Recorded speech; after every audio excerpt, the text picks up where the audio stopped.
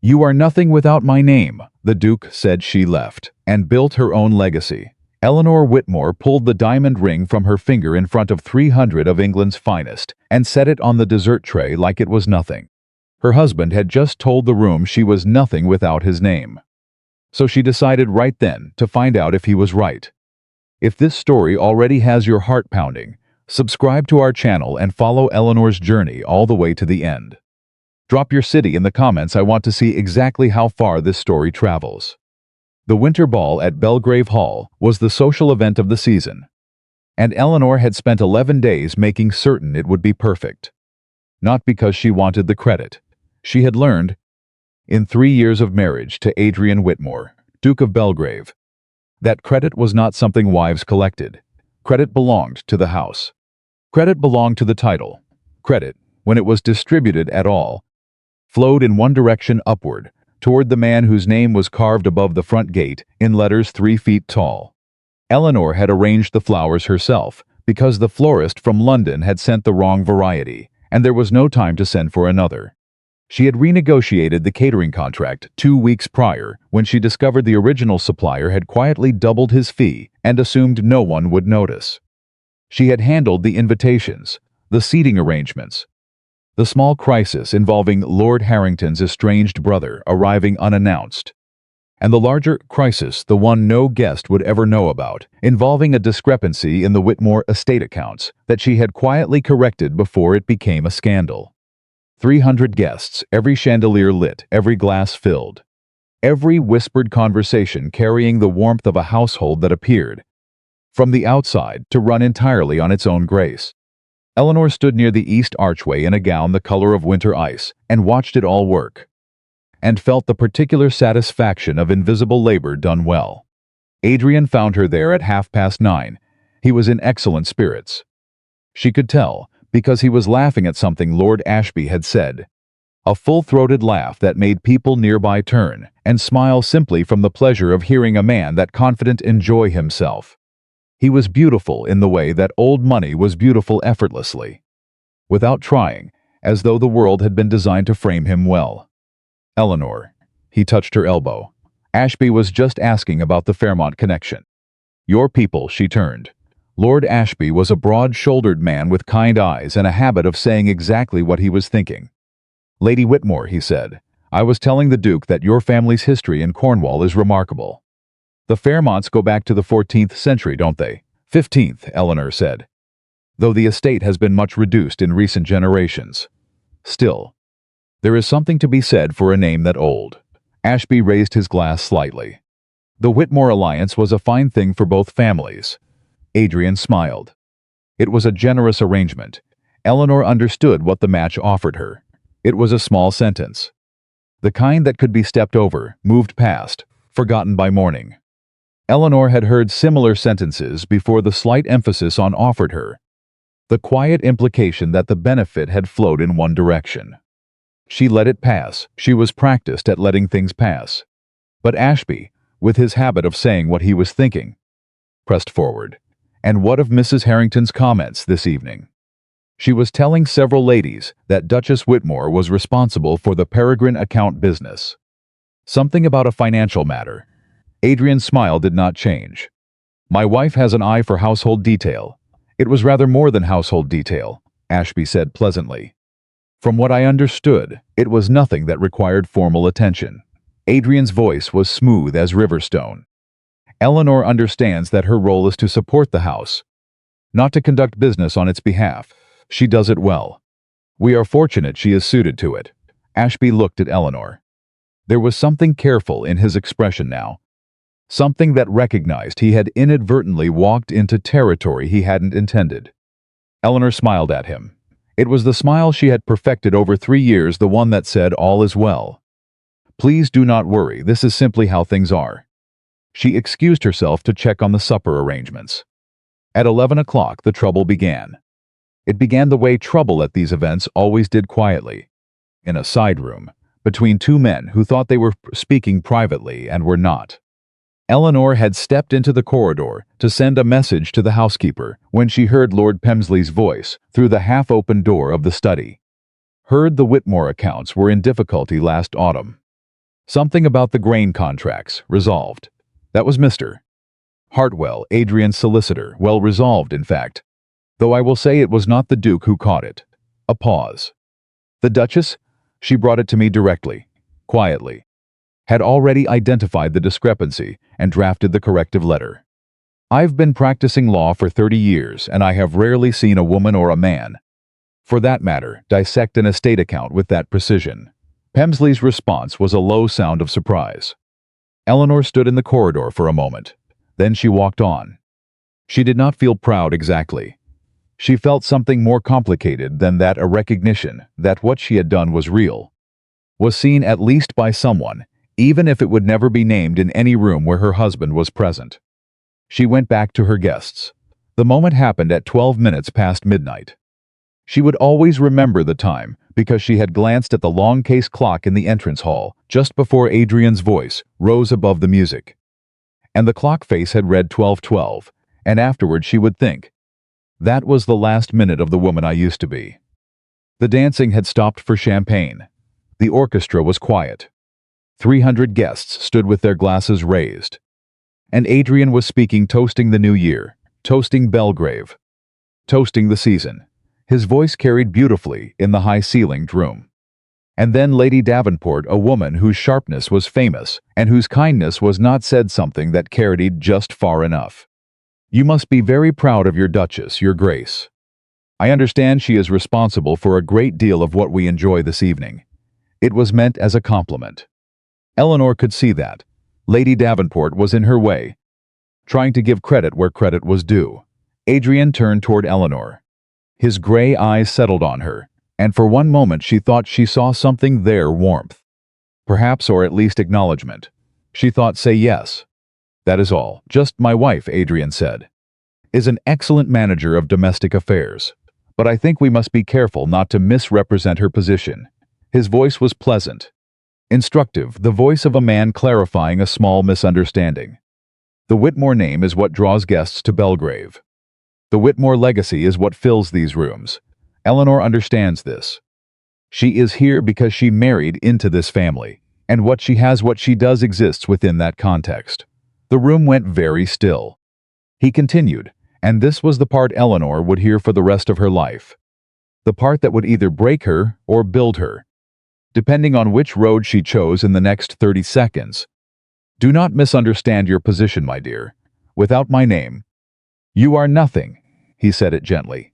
That was the thing that was almost impossible to explain later, to the few people she ever trusted with the full account.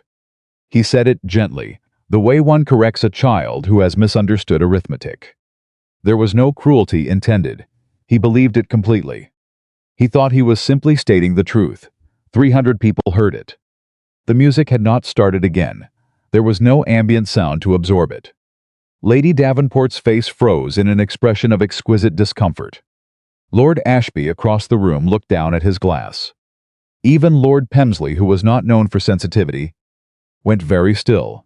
Eleanor looked at her husband. Then she looked at her left hand. The ring had been on her finger for 3 years. It was a Whitmore family piece, a central diamond surrounded by sapphires that were said to have come from a collection acquired in India. It was beautiful. It was worth more than most men earned in a decade. It was, she had been told on the day it was placed on her finger, a symbol of the honor being done to her. She slid it off. She did not throw it. She did not set it down with force. She placed it, with perfect deliberateness, on the silver dessert tray that a footman happened to be carrying past at that precise moment. The footman, God bless him, did not flinch. Eleanor looked at Adrian. Her voice was clear. Her voice did not shake. Then I suppose we shall discover who I am without it. She walked out of the ballroom. She walked through the entrance hall. She walked past the clock, which now read 12:13, and out through the front door, and down the steps and into the cold Wiltshire night. She had £42 in her personal account. She knew this because she had always kept her own accounting, a habit from her years at Fairmont House, when her father's finances had been unreliable, and she had learned early that a woman who did not know her own numbers was a woman at the mercy of everyone else's. £42. A carpetbag she packed in 7 minutes while Adrian was still standing in the ballroom trying to understand what had happened. A letter sent to her cousin Margaret in Bath asking for temporary lodging. A hired carriage that cost her £4 and arrived within 20 minutes because the Bellgrave staff to a person moved quickly when she asked them to. The housekeeper, Mrs. Brent, came to the door of the dressing room while Eleanor was packing. "Your Grace, please don't." Eleanor folded a wool traveling dress with the efficiency of someone who has made peace with what she is doing. "I am not your Grace at the moment. I am simply Eleanor. And I am going. I would appreciate it if no one delayed the carriage, Mrs." Brent stood in the doorway for a long moment. Then she said, "The footman saved the ring, ma'am. It's in the kitchen. Give it to His Grace," Eleanor said. "It belongs to the Whitmore family." Another pause. "Will you be all right, Ma?" Mrs. Brent stopped. "Will you be all right? Miss Eleanor?" Eleanor looked at her. The housekeeper had worked at Bellgrave for 22 years. She had served 3 duchesses. She had seen things. Eleanor suspected that would fill several very uncomfortable volumes. "I don't know," Eleanor said. And then, because honesty cost nothing and pretense cost everything, "Ask me in 6 months." Adrian came to the hallway outside the dressing room at 12:47. She knew because she heard his footsteps. She had learned his footsteps in the first month of their marriage. The particular weight and rhythm of them, the way they slowed when he was composing himself before speaking. He knocked. He actually knocked Eleanor. She said nothing. She latched the carpetbag. "Eleanor, you cannot simply leave a household in the middle of a social engagement." "I can," she said. "I just did." A silence. She could hear him breathing through the door. "I was not trying to humiliate you. I was correcting a mischaracterization." Lady Davenport implied. "Lady Davenport paid me a compliment." Eleanor picked up the bag. "You answered it by telling 300 people that without your name I am nothing. That is not." He stopped. Started again. "I meant that within the context of society, the Whitmore name Adrian." She said his name with the flatness of someone who has done arguing. "I know exactly what you meant. You meant it. That is the problem." She opened the door. He was standing there looking like a man who had picked up a vase to examine it and accidentally dropped it, stunned by the damage. Uncertain whether he'd truly caused it or simply been in the wrong place. "You cannot leave," he said. "You are the Duchess of Bellgrave. Tonight I am Eleanor Fairmont," she said. "And I am going to find out if that is enough." She walked past him down the corridor. Her heels on the stone floors made a sound like punctuation. He did not follow. She did not look back. She was 3 miles from Bellgrave when it hit her. Not exactly. Something more like the full weight of reality arriving all at once. She was 25 years old. She had 42 pounds. She had nowhere to go that was truly hers. Her family's estate in Cornwall was an inheritance in name, only she had not visited Fairmont House in 4 years and had no clear picture of what remained of it. She realized, built her entire competence in service of someone else's house. She had become exceptional at managing the Whitmore world. She had no idea yet what she could build in her own. The carriage moved through the dark, and Eleanor sat with her hands folded in her lap and let herself feel the fear fully rather than arguing with it. She had learned that much at least. Fear argued with became fear that controlled. Fear acknowledged became simply information. She was afraid. The information was, she was on her own for the first time in her life. It was winter, and she had 42 pounds. She thought about what she knew. She made a list in her head, not a wish list, not a dream list, but an inventory of actual facts. She could manage accounts. She had proven that at Bellgrave she could negotiate. She had renegotiated the catering contract alone. She knew fabric her mother had seen to that. In the years before the Fairmont money ran thin, Eleanor could identify quality wool from across a room. She understood the relationship between raw material and finished product in a way that most women of her class did not bother to understand. Because most women of her class were not paying close attention to how things were actually made. Fairmont House was in Cornwall. She had not been told what state it was in. She had not thought to ask, in the years of her marriage, because it had not seemed relevant. She had been a Whitmore.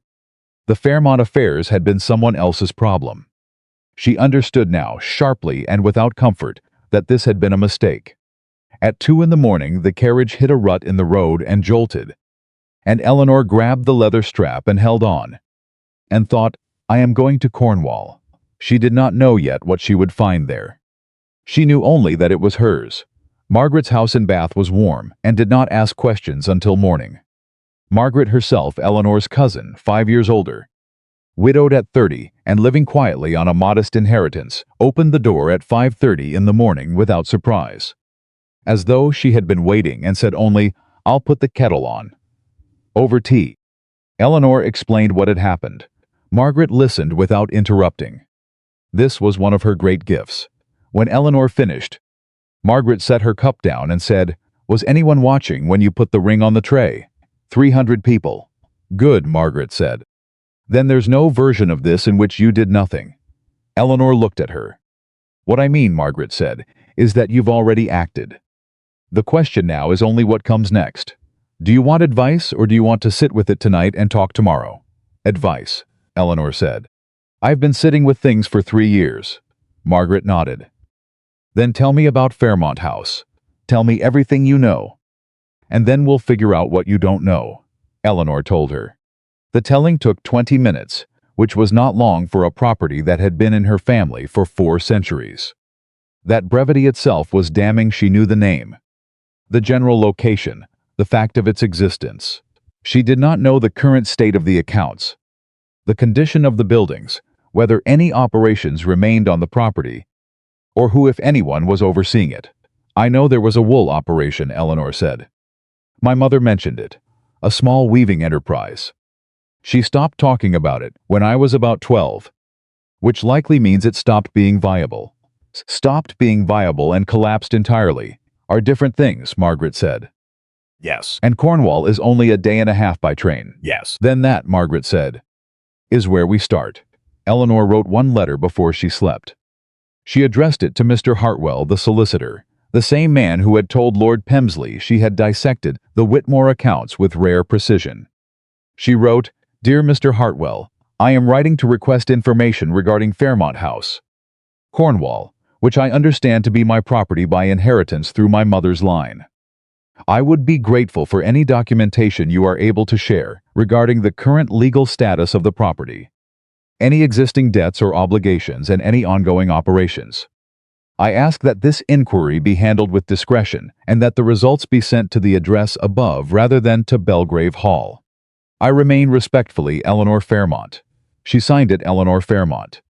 Not Eleanor Whitmore, not the Duchess of Bellgrave. She lay awake for another hour after she set the pen down, listening to the quiet house around her. In the morning she would feel many things. She knew that. She would feel the full scope of what she had done, the enormity of the life she had walked away from, the probability that society would have a great deal to say. But lying in the dark at Margaret's house at 6 in the morning, what she felt, underneath the fear and the exhaustion and the grief that she had not yet fully named, was something small and persistent and surprisingly sturdy. She felt like herself. She had not felt like herself in a very long time. Perhaps not since the morning of her wedding day, before the ceremony, when she had stood at her bedroom window at Fairmont House looking out at the overgrown gardens and thought, This is the last morning of my old life. She had meant it hopefully then. She had been 22 and optimistic and prepared to be transformed. She had been transformed, just not in the direction she had imagined. She closed her eyes. She thought about wool. She thought about accounts. She thought about a property in Cornwall that might be a ruin or might be something else entirely. She thought £42 and a name 4 centuries old. She thought, let's find out what that's worth. And she slept. She arrived in Cornwall on the 3rd day. The train to Truro took 7 hours. From Truro she hired a cart from a man named Pole who had a broad, weathered face and no interest in her name or her history. He drove her through country she had not seen since childhood, the particular grey-green of Cornish moorland in winter, the stone walls running low across the hillsides, the sky that seemed bigger here than anywhere in England, pressed flat and enormous against the land. Fairmont House appeared after a long lane lined with bare-branched oaks. It was not a ruin. She had prepared herself for a ruin. It was something worse than a ruin. In a way, it was a house that was clearly alive, but struggling in the particular way that things struggle when they have been neglected, just enough to damage, but not enough to destroy. The main house was standing, and its roof appeared sound. The outbuildings were in worse condition. One had partially collapsed on one side. And the yard was overgrown in ways that suggested months, perhaps years of insufficient attention. Pole pulled the cart to a stop and regarded the property with the dispassion of a man who had seen a great deal of Cornish property in varying states. "Someone's here," he said. Eleanor looked. Smoke from the house chimney. A light in one of the ground floor windows, despite the afternoon brightness. She climbed down from the cart and knocked at the front door. The woman who answered was perhaps 60, with white hair pinned up roughly, and flour on her hands, and an expression of profound suspicion. She looked at Eleanor for a long moment. "I'm Eleanor Fairmont," Eleanor said. "This is my family's house." The woman's suspicion did not ease. Exactly, but it shifted into something else: recognition. Perhaps, or something adjacent to it. "You look like your mother," the woman said. Eleanor had not expected that. She felt it land somewhere in her chest with unexpected force. "You knew her," Eleanor managed. "Worked for her 14 years. Before the wool house closed, the woman stepped back. "My name is Agnes Tregear. I've been keeping the house because someone needed to and there was no one else. I'll want to know what you plan to do with it before I tell you anything else." Eleanor looked at this woman who had stayed, who had kept the fires going, and the roof maintained, and the house alive through years of absence and neglect, and felt something she had not expected. She felt she was looking at someone who understood what invisible labor cost. "May I come in?" Eleanor said. "I have a great deal to learn. And I think you may be the person who can teach me." Agnes Tregear regarded her for another long moment. Then she stepped aside. "Wipe your feet," she said. "And I'll put the kettle on."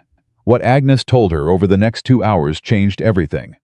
The Fairmont wool operation had not simply declined, it had been methodically stripped. Not through malice, but through the ordinary carelessness of people who had stopped paying attention. Her mother, in her later years, had been too ill to manage it. The solicitor handling the estate had prioritized keeping the house intact over maintaining the operation, which meant the equipment had been left, the workers had drifted away, and the accumulated relationships with buyers had lapsed into nothing. But the equipment was still there. Agnes showed her. Eleanor walked through the workshop building, the larger of the two outbuildings that were still standing, and found looms that were old but not irreparable, spinning equipment that needed maintenance but was fundamentally intact, and wool stores that were improbably still present in small quantity. "Why is there still wool?" Eleanor asked. "Because Pole Kembro left it when he left," Agnes said. "Said he'd be back when there was someone to work with. That was 2 years ago. Is Pole Kembro related to the man who drove me here?" "His brother."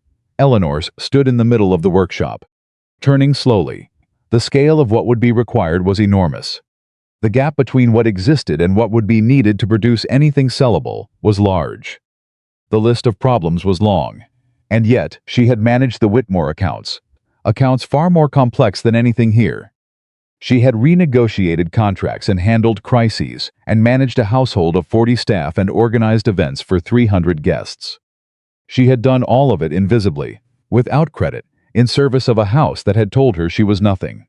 She thought, "Imagine what I could do with something that is actually mine." She turned to Agnes. "I need to know who the workers were," she said. "The ones who left. I need to understand the accounts as they currently stand, every pound owed and every pound receivable. I need to understand what buyers existed before, and what the market looks like now." She paused. "I also need to know if there is anyone in the area who understands the repair of industrial looms." Agnes was looking at her with an expression that had shifted considerably from the suspicion at the door. "You sound like your mother," she said. "When she was young." Eleanor felt something move through her that was not quite grief, and not quite hope, but contained elements of both. "Is that a good thing?" she said. Agnes considered. "Your mother built this wool house from nothing the first time," she said. "I watched her do it. She was 26 years old, and she had a property no one wanted and a talent no one respected, and she did it anyway." Eleanor held that information. "Let it settle then," she said quietly. She would understand what I'm doing. Agnes nodded. Once she would, Agnes said. She'd say you were taking your time about it. But she'd understand. The letter from Mr. Hartwell arrived at Margaret's address, forwarded by Margaret herself 4 days later. Eleanor read it in the kitchen of Fairmont House by lamplight, with Agnes across the table and a cup of tea going cold beside her. The news was complicated. The property was hers, unambiguously and without contest. The Married Women's Property Act had ensured that much her inheritance from her mother's line was her own, separate from her husband's estate, not subject to his control or claim. This was relatively new law, and Eleanor had known about it in the abstract, had even discussed it with Mr. Hartwell, once in the context of some Whitmore estate business. But she had never thought to apply it to herself. She applied it now. The property was hers. The debts were modest, smaller than she had feared, larger than she would have liked. There was enough in the residual Fairmont accounts, combined with what she had brought, to make a beginning. Not a comfortable beginning. Not a safe beginning. A beginning. She set the letter down and picked up her tea. It was cold. She drank it anyway. Well, Agnes said. It's mine, Eleanor said. All of it. The debts and the looms and the cold tea. Agnes looked at her. Are you frightened, Eleanor? Thought about the ballroom at Bellgrave. The clock at 12:12. The sound of her ring touching the silver tray. Yes, she said, completely. She folded the letter and put it away. Let's talk about the looms, she said. I want to know exactly what it would take to get one of them running by spring. Agnes reached for a pencil. And they began. The first loom ran on a Tuesday in late February. And Eleanor cried not from relief, not from triumph, but from the specific exhaustion of someone who has pushed against something immovable for 7 weeks and felt it finally give. She had not expected to cry. She had not cried once since leaving Bellgrave. Agnes handed her a cloth and said nothing, which was exactly right. The loom was old, it was loud, it produced in its first hour of operation approximately 4 yards of uneven, inconsistent wool that no buyer in London would have touched. But it ran. The belt moved. The shuttle passed. The mechanism that had sat cold and idle for 2 years turned over and kept turning. And that was enough for that particular Tuesday. Enough to build on. That was all Eleanor needed anything to be. The weeks since her arrival in Cornwall had been unlike anything in her previous Ents experience, not because they were dramatic, but because they were so relentlessly practical. Every day brought a new problem that required a solution she had never been trained to find. The collapsed outbuilding wall, the question of water access for the washing process, the matter of sourcing raw fleece when she had no established supplier relationships and no reputation yet to trade on. She had solved each problem the same way she had always solved problems, by understanding it completely before attempting to address it, by asking questions without embarrassment, and by refusing to mistake the absence of a previous solution for proof that none existed. Paul Cambreau, the brother, not the cart driver, turned out to be the single most valuable person she had encountered since leaving Bellgrave. He was 53, built like a stone wall, and possessed of a specific genius for mechanical repair that bordered on the uncanny. He could listen to a loom running and identify a problem by sound alone. He had worked the Fairmont operation for 11 years under her mother and had left only because there was nothing left to stay for. He came back when Agnes sent word. He did not ask about wages immediately. He looked at the workshop, walked the length of it twice, ran his hand along one of the dormant looms and said, "Give me 3 weeks." It had taken 5, but the loom ran. Eleanor watched it run and wiped her eyes, and then turned back to the accounts she had been working on before the test. Because sentiment was a luxury she could afford in small doses, and the supplier meeting in Truro was in 4 days. She had written to 6 potential fleece suppliers. 3 had not responded. 1 had responded with a price so inflated it was clearly a test of her ignorance. 1 had written back with reasonable terms, but a minimum order she could not yet meet. The 6th, a man named Samuel Penhallow, who ran a sheep operation 15 miles east, had arrived at Fairmont House without warning on a Wednesday morning and knocked on the door and introduced himself and said, "I got your letter. I want to know what you're building before I decide whether to sell to you." Eleanor had invited him in. They had talked for 3 hours. She showed him the accounts.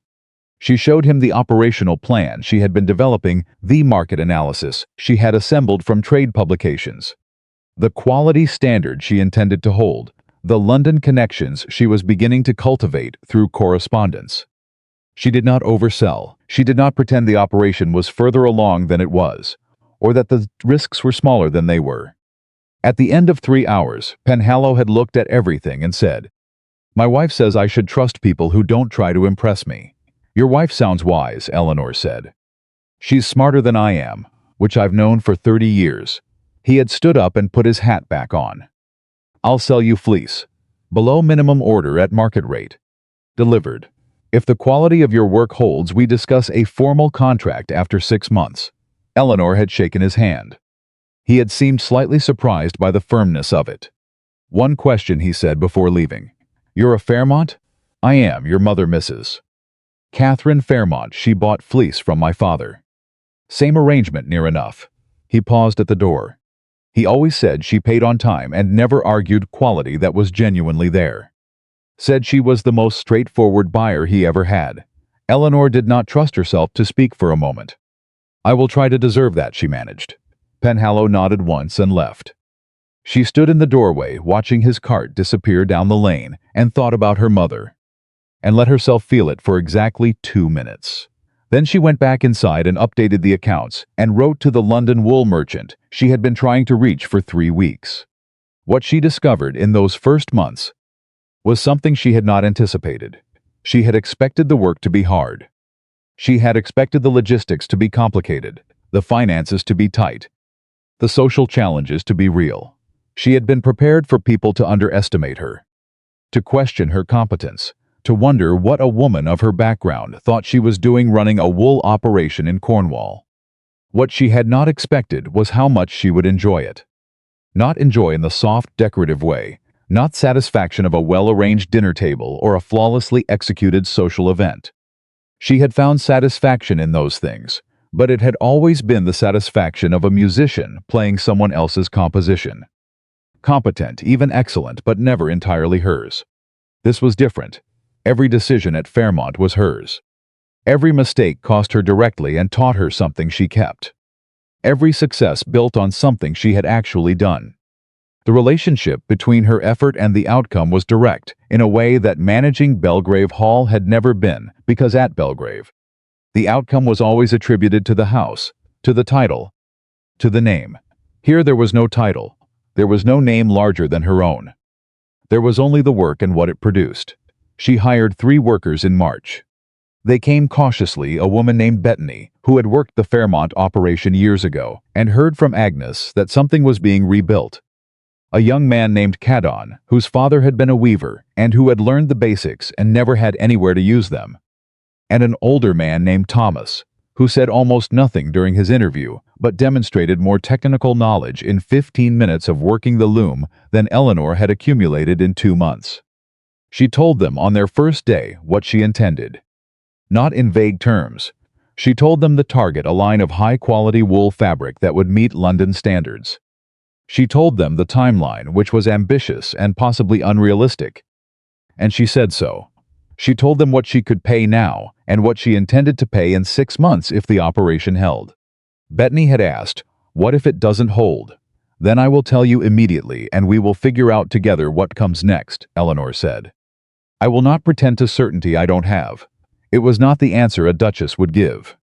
A duchess would project confidence and manage anxiety by maintaining the performance of authority. Eleanor had learned that from 3 years of watching it done. But these were not people who needed a performance. They needed to know whether the person asking for their labor was worth trusting. She thought, be worth trusting. She thought, that is something you can control. "All right," Bettany said, "I'll stay." Thomas said nothing. But he came back the next morning, and the morning after that. In London, things were considerably less quiet. Adrian Whitmore, Duke of Bellgrave, spent the first 2 weeks after the ball managing the social fallout with the efficiency he brought to all administrative problems, that is to say. Thoroughly and without visible emotion, he deflected questions from neighbors. He gave a brief, carefully worded account to his solicitor. He instructed the household staff that the Duchess was traveling for personal reasons and that this was not a matter requiring discussion. He did not send for her. He told himself this was because she needed time. He told himself she would recognize the practical impossibility of what she had done and return in a week, perhaps two. He told himself the ring was waiting for her in the velvet box on the mantelpiece of his study, where Mrs. Brent had placed it the morning after the ball. By the end of the third week, he had stopped telling himself she would return in a week. By the end of the second month, Lord Ashby came to dinner and said, "Over the soup course I heard Eleanor has gone to Cornwall." Adrian was quiet for a moment. "Where did you hear that?" Hartwell mentioned it. In passing, Ashby broke a bread roll. He said she was there on family business. She has family property there. An old inheritance. Is she coming back? The question sat on the table between them. Adrian picked up his wineglass, set it down without drinking. "That is her decision," he said finally. Ashby looked at him with the careful expression of a man who had something to say and was deciding whether to say it. He said it. "What you said that night, Adrian. At the ball. Do you understand what you actually said? I was making a point about social context. You told your wife she was nothing without your name." In front of everyone, Ashby's voice was even, not unkind. "Just clear. I have known you for 20 years, and I have watched you be thoughtless before." That was not thoughtlessness. That was a belief. Adrian did not respond immediately. "She was managing your house," Ashby continued. "She was protecting your finances. Hartwell told me, Hartwell, who does not offer opinions about clients, that she was remarkable. And you stood in front of 300 people and told her that none of it mattered without your name attached to it." I was not Adrian. Ashby was quiet but absolutely direct. "Whatever you meant, what you said was that her value was borrowed. That she was nothing on her own, was that true?" The silence was long. "No," Adrian said finally. His voice was strange even to his own ears, tight in a way it rarely was. With something underneath it he was not prepared to examine. "That was not what I meant." "Then what did you mean?" He did not answer. Because the honest answer, he was beginning to understand, was more damning than anything Ashby was currently accusing him of. He had meant something. He had believed something. He had believed it so completely that it had never occurred to him to question it the way one does not question gravity. Because gravity simply is. He had believed that Eleanor's position derived from her association with his name. He had believed it quietly, consistently, for 3 years. And acted on it constantly in small ways he had never catalogued as cruelty because he had not understood them as such. He understood something now. He was not sure yet what to do with it. Ashby finished his soup. "She was better than that," he said simply. "She was better than you let her be." The society column in the London Illustrated News ran a small item in April. Eleanor would not have seen it herself. She was not reading London papers with any regularity, but Margaret forwarded it with a note that said only, "For your records." The item read, "Word reaches us from Cornwall of an unexpected commercial venture. Mrs. Eleanor Fairmont, formerly Duchess of Bellgrave, has reportedly revived the old Fairmont wool house, a small but historically notable textile enterprise in the county. Whether this represents a new chapter for the Fairmont name or merely a temporary occupation for a woman of leisure in reduced circumstances remains to be seen. We observe with interest."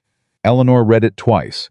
Then she read it a third time, very slowly, with particular attention to the phrase "woman of leisure in reduced circumstances." She set the clipping on Agnes's kitchen table. "They think it's temporary," she said. Agnes read it and made a sound in the back of her throat. "Write to Mr. Hartwell," Agnes said. "Have him formally register the business. Fairmont Wool House. Get it on paper, get it official. Make it real in every way the law allows." "That's exactly what I was thinking. Your mother would have done it differently.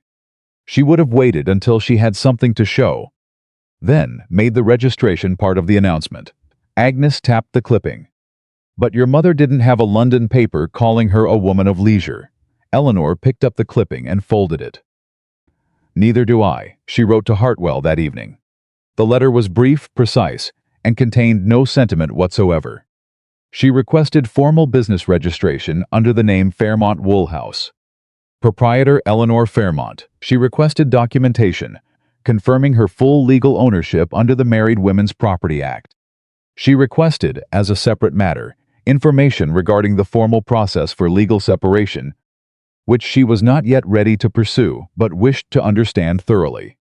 She sealed the letters and handed them to the postboy and went back to the accounts. The first sale happened in May. It was not a large sale, 20 yards of medium-weight wool in a dark green that Bettany had suggested, and Eleanor had initially doubted and then recognized, when she saw it finished, was exactly right. It went to a draper in Truro who had agreed to look at samples as a favor to Penhallow, and had ended up placing an actual order because the quality was, as he put it, better than I expected from a new operation. Better than he expected. Eleanor wrote that phrase in the margin of her accounts ledger and underlined it. That was how it started, not with triumph, with a modest exceeding of low expectations. The draper in Truro told the draper in Plymouth. The draper in Plymouth wrote to a wholesaler in Bristol. By the end of June, Eleanor had 3 active accounts, a waiting list for the dark green wool that she could not yet produce at volume, and a very serious problem with the second loom, which had been repaired twice and was threatening to require a third intervention that she was not certain the current budget could absorb. She called Pole into the workshop and stood with him in front of the loom in question. "Tell me honestly," she said, "repair or replace?" He looked at it for a long time. "Replace would be better." "What does that cost?" he told her. The number was significant. She stood with it for a moment. She thought about the accounts. She thought about the Bristol wholesaler and the waiting list. She thought about the difference between a problem that would end the operation and a problem that would simply make it harder. "What if we repair it now and make the replacement a capital goal for the second half of the year?" she said. "Is there a repair that would hold through high-season production?" Pole considered. "Possible risk." "What level of risk?" "Moderate." He paused. "You'd need to run it carefully. Not at full speed. Then we run it carefully." She looked at the loom. "What do you need?" He gave her the list. She went through it item by item, priced what she could, sourced 3 of the parts from a salvage contact Agnes knew in Penzance. It held, for now. But the question of the loom sat in the back of her mind through all of June. And it was that question, that specific unsolved pressure, that was sitting in her mind when the letter from Bellgrave arrived. She recognized the seal before she recognized the handwriting. She set the letter on the kitchen table and looked at it for approximately 30 seconds before she opened it. Agnes was not in the room. This was the first time Eleanor had been grateful for Agnes's absence. The letter was short. Adrian's handwriting was, as always, precise and controlled, the handwriting of a man who had learned to master the appearance of things. "Eleanor, I am writing to ask after your welfare, which I understand may seem overdue. I have been told you are in Cornwall and are occupied with the Fairmont property. I am glad you have somewhere to go. I want you to know that the ring remains where it was left. I am not asking you to return. I am asking only if you are willing to tell me that you are well." She read it twice. She thought about the night of the ball. She thought about 12/12. She thought about the 42 pounds and the first cold tea at Agnes's table and the first 4 yards of uneven wool on a Tuesday in February. She thought about the London paper calling her a woman of leisure. She wrote back one paragraph, "Adrian, I am well, I am working. The Fairmont operation is producing and growing. I am not in need of anything from Bellgrave. I do not know yet what I want from the future, but I know this. What I am building here is mine. I built it without your name. I intend to continue without it. Whether that changes is not a question I am prepared to answer at this time. Eleanor." She sealed it and posted it and felt neither relief nor satisfaction. She felt clear. That was the most accurate word.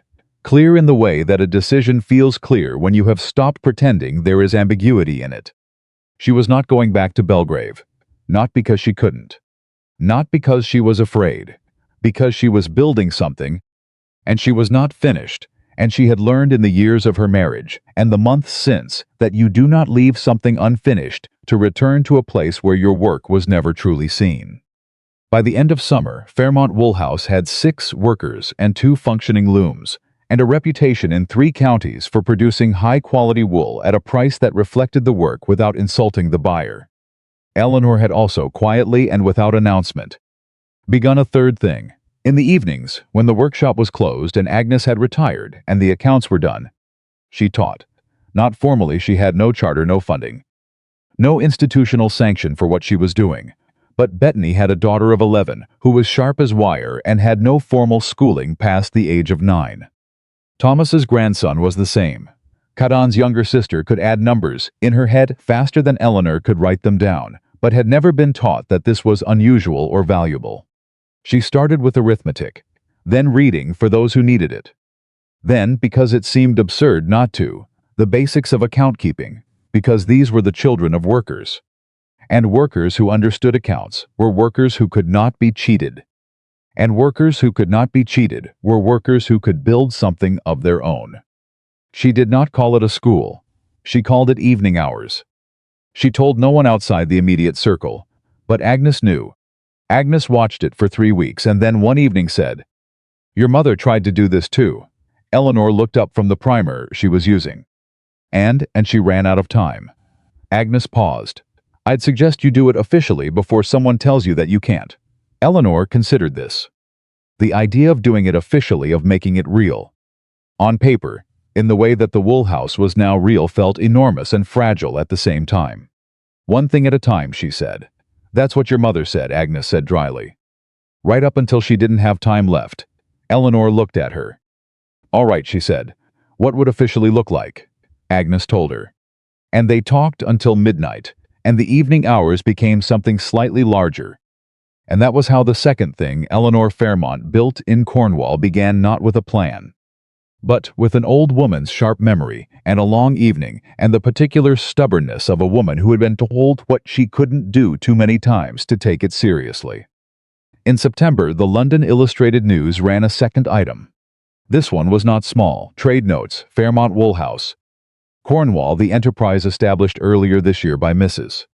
Eleanor Fairmont, formerly of the Bellgrave household, has, by several accounts, achieved what few new textile operations manage in their first year. A client list of consequence.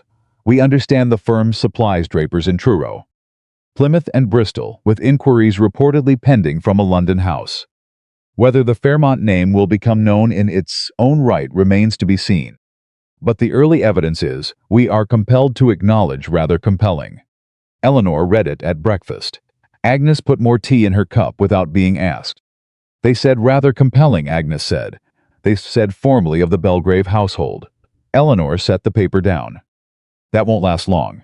She was right, it didn't. 3 weeks later, the London inquiry confirmed. A draper on Bond Street, not large, but not small, and not a draper who bought from operations that couldn't deliver, placed a trial order for 50 yards of the dark green wool, and a sample lot of a new cream that Eleanor and Bettany had been developing for 3 weeks. She walked to the workshop when the letter arrived and told the workers directly. Bettany pressed both hands flat on the nearest table and breathed in very slowly through her nose. Thomas nodded twice, a single, decisive motion. Cadan said something in Cornish that Eleanor didn't understand, but that Agnes, who had followed her in, translated as approximately. Now we're getting somewhere. Eleanor stood in the middle of her workshop, her looms, her workers, and felt the full weight of what had been built here. What had been built from 42 pounds and an old name, and the particular determination of a woman who had been told she was nothing. She did not make a speech. She was not a speech-making woman. "Double-check the quality standard on the green before it ships," she said. "I want it perfect." They went back to work. That evening she sat down and wrote a letter. Not to Adrian, not to Hartwell, not to any buyer or official body. She wrote to Margaret, who had opened her door at 5:30 in the morning without asking questions, who had put the kettle on and listened and said, "Then that's where we start."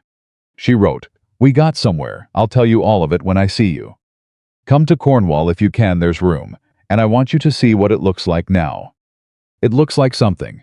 It looks like mine."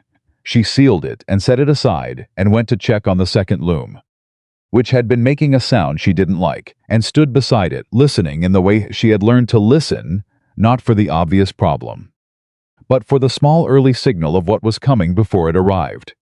She caught it early. She called Pole. They fixed it. And that was the day she understood that this was not going to stop.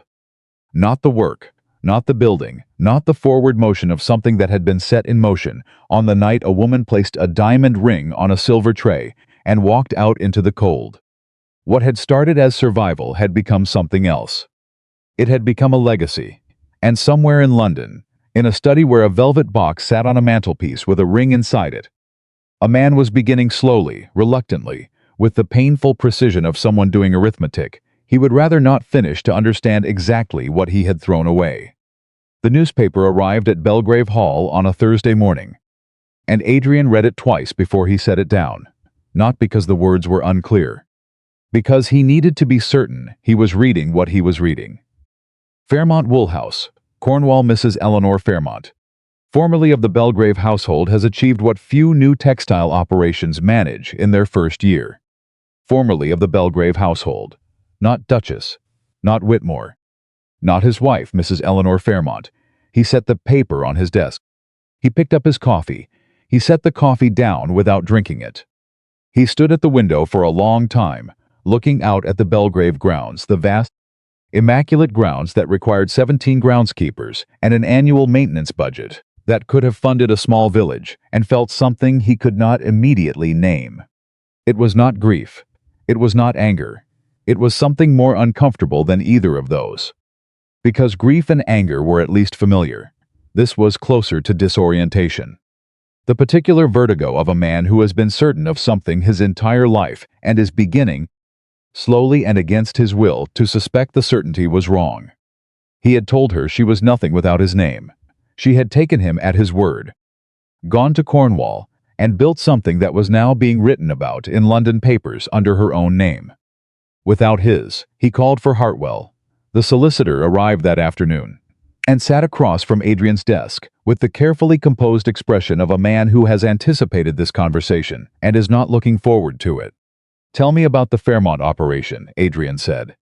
Hartwell placed his hands flat on his knees. "It is a legitimate textile enterprise. Wool production.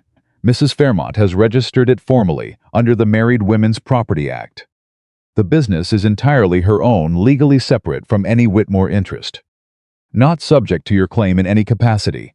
I am not asking about its legal status. I am asking about what it is." A pause. Hartwell was choosing his words. He was always choosing his words, but today he was choosing them more carefully than usual. "It is, by the accounts I have seen, rather more than anyone expected. She has established supplier relationships, a growing client base, and by all indications a production standard that is reaching London buyers." Another pause. "Bond Street, in fact." Adrian looked at him. "Bond Street. A trial order. 50 yards. Hartwell met his eyes steadily. "Your Grace, I want to say something that falls outside my formal role as your solicitor." "Then say it." "I told you 9 months ago, when you first asked me about the Duchess's activities in Cornwall, that she was remarkable. I do not use that word carelessly. I have been practicing law for 30 years, and I have had perhaps 6 clients in that time whom I would describe as genuinely remarkable. She is among them." He stopped. Then, because he was Hartwell, and Hartwell said what needed to be said, "What happened at the ball was witnessed by a great many people. Your Grace, what is happening in Cornwall is also being witnessed. The contrast is not flattering." The room was quiet. "You are telling me," Adrian said slowly, "that she is proving me wrong. I am telling you that the evidence is accumulating in that direction." "Yes." Adrian stood. He walked to the window again. He was doing that more often lately, standing at windows, as though the view contained something he was trying to work out. He had been wrong. He was not yet willing to the full sentence. But the shape of it was forming, and it was ugly in the specific way that truth is ugly when it has been avoided for a long time. He had believed something about Eleanor, about women like Eleanor, that was simply not true. He had believed it the way one believes in the furniture of the world. The things that don't require examination because they are simply there. And Eleanor, by doing what she was doing, was dismantling that furniture piece by piece and leaving him standing in an empty room. "What do I do?" he said. It came out more quietly than he intended. Hartwell considered for a moment. "I cannot advise you on what to do, Your Grace. That is not within my professional scope." He stood. "But I can tell you what she did. when she arrived in Cornwall with £42 and a property she hadn't seen in 4 years. She wrote to me immediately. She asked the right questions. She made a plan and she executed it without waiting for permission or conditions or certainty. He picked up his hat. I found that instructive. He left. Adrian stood at the window for a very long time. The social pressure began that autumn with the particular cruelty of polite society, not loudly, not directly, but in the accumulation of small moments that added up to something impossible to ignore.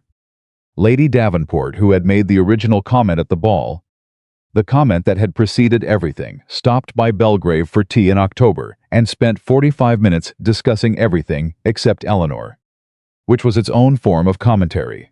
When she finally left, she paused at the door and said, without quite looking at him, "She is being talked about in very favorable terms." Adrian, the kind of terms that follow a person. Lord Pemsley was blunter. At the club in November, saw a sample of Fairmont wool at my draper's. Finest quality I've encountered from a new English house in years. I asked where it came from. The draper said Cornwall. He looked at Adrian over his glass. "Your wife built that, she is not." Adrian stopped. Pemsley raised an eyebrow. "Not what?" "Nothing." Adrian drank. But Pemsley wasn't finished. "There's talk, you know. People are saying she left because you didn't value her. That she went and demonstrated fairly publicly exactly how wrong that was. A beat. I don't say this to be unkind. I say it because you have been my friend for 15 years and I would rather you hear it from me." Adrian heard it. Heard every word of it and put it next to every other thing he had been hearing and let it sit there, heavy and unwelcome in the part of his mind where he kept the things he was not yet ready to fully face. The crisis at Bellgrave began without warning in November. It began with a meeting request from the head groundskeeper. Marsh, who was not a man given to meetings, he managed the estate grounds with minimal communication upward and had done so for 12 years with perfect results. When Marsh requested a meeting, it meant something was genuinely wrong. What was wrong was this: 3 of the tenant farmers on the eastern Bellgrave land had stopped paying rent. Not reduced payment, not late payment, stopped entirely. Marsh had received on their behalf a letter written in a hand he didn't recognize, which meant someone outside the estate had drafted it, stating that the tenant farmers were withholding payment until certain conditions were addressed. The conditions were repair of the grain storage facility, which had been leaking for 2 seasons, resolutions of a water access dispute that had been ongoing for 4 years, and, most unexpectedly, what the letter described as fair accounting of the harvest share agreement, implying that the tenants believed they had been underpaid on the previous season's harvest split. Adrian read the letter 3 times. Then he called in his estate manager, Dobbins. Dobbins was defensive from the first sentence. "The storage facility repair has been scheduled. Marsh tells me it's been scheduled for 18 months. There were budget priorities.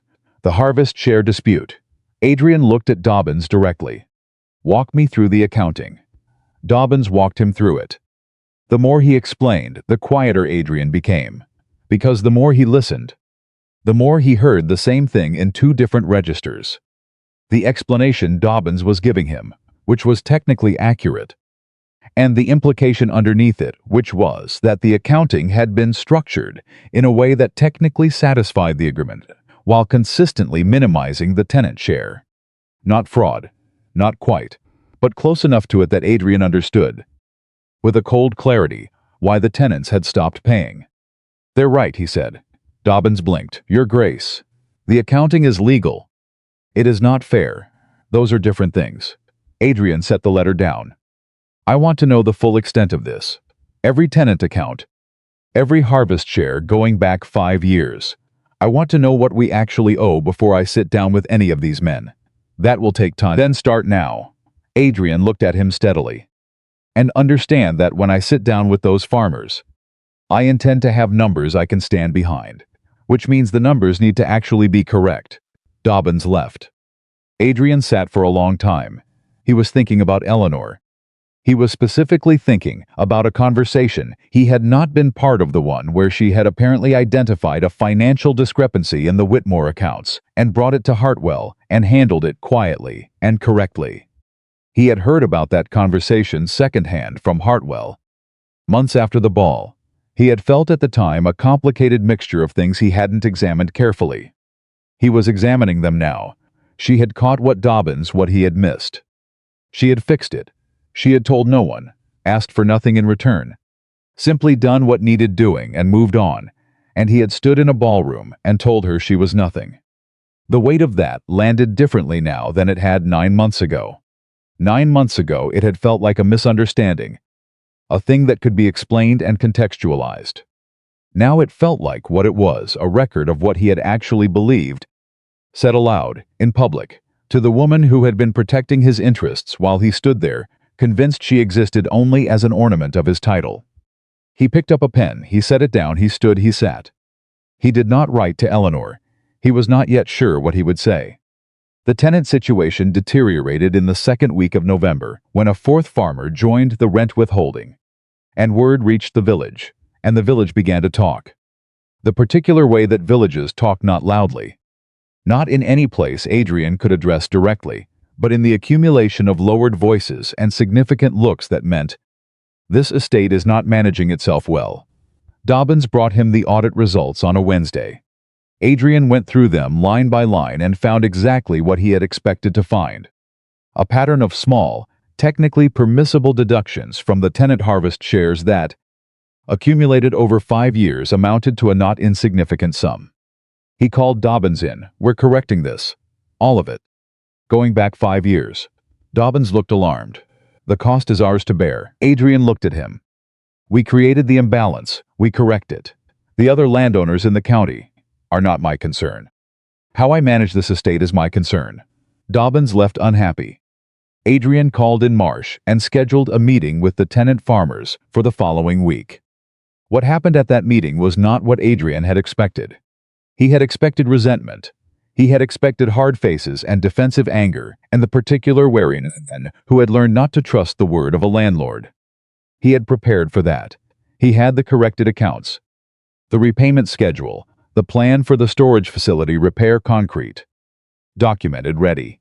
What he had not prepared for was that the tenants were not merely resentful. They were organized. The letter had not come from among them. He had known that Marsh had said the hand was unknown. He had assumed it was a lawyer, some outside agitator.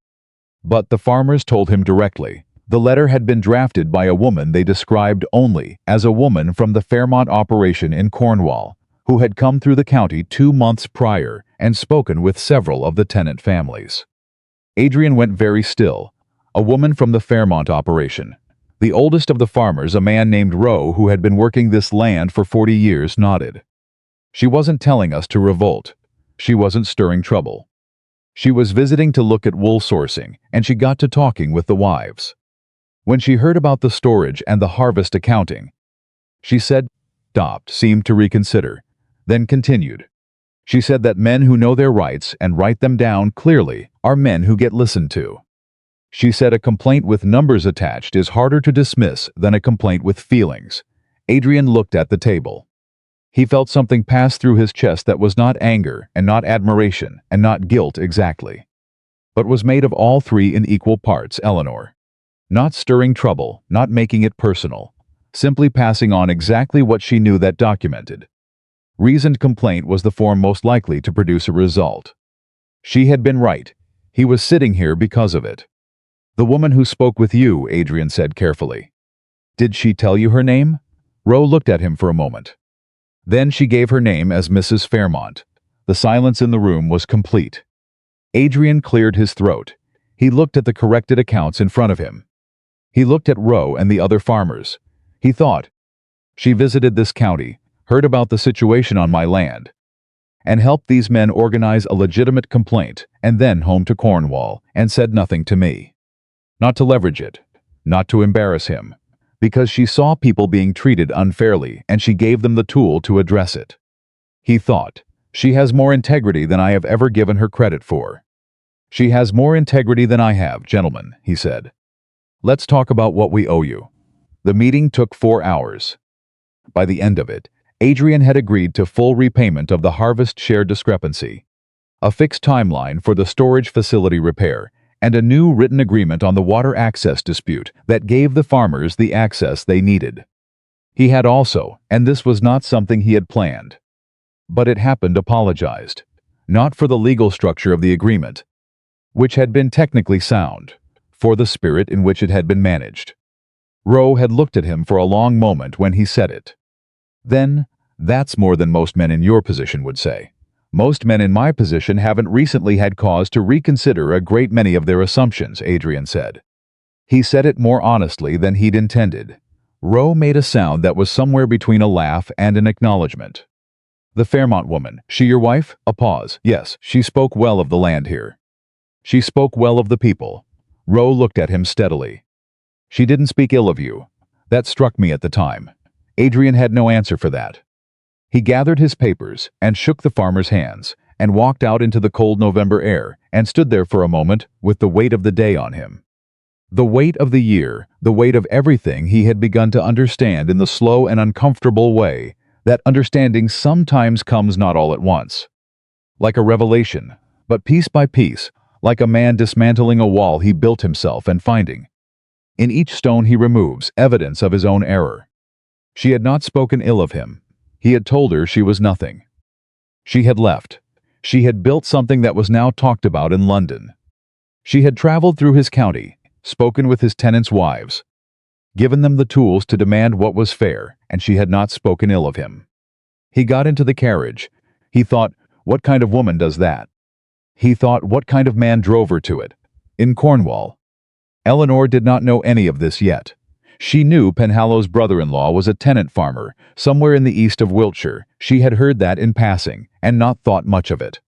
She knew that the conversation she'd had with a group of women at a farmhouse 2 months ago, when she'd been scouting fleece suppliers, had turned to their husbands' troubles with the estate accounting, and she had said what she knew to be true.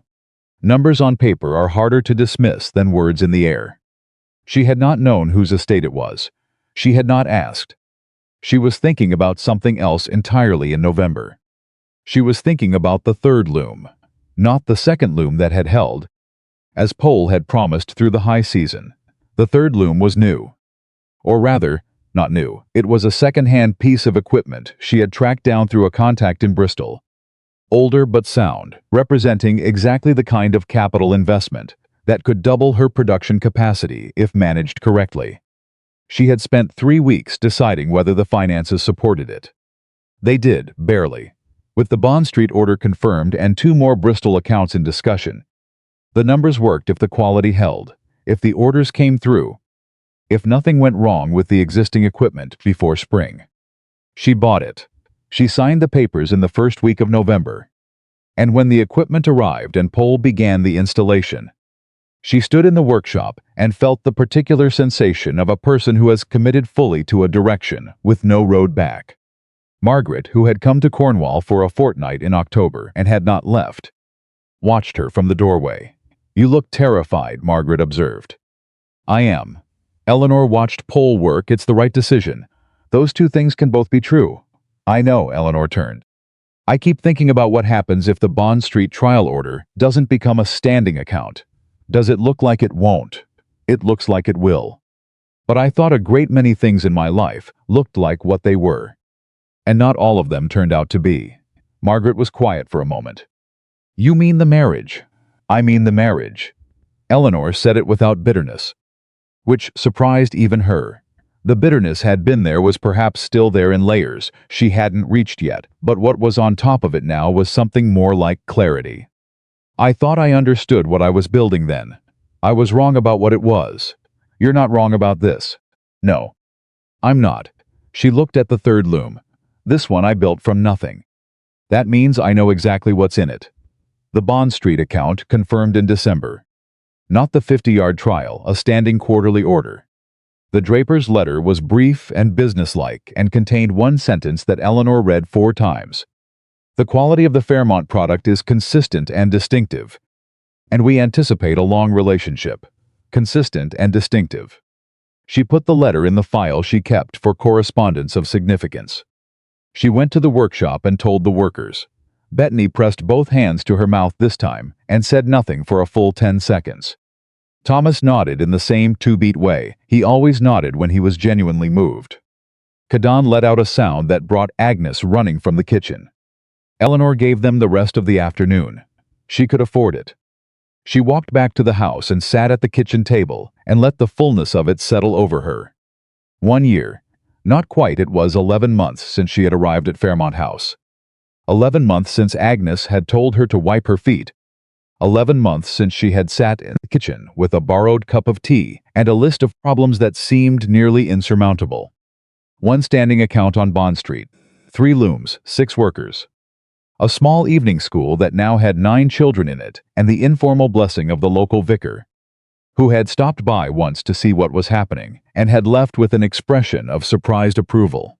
Supplier relationships that had taken months to build and were now solid.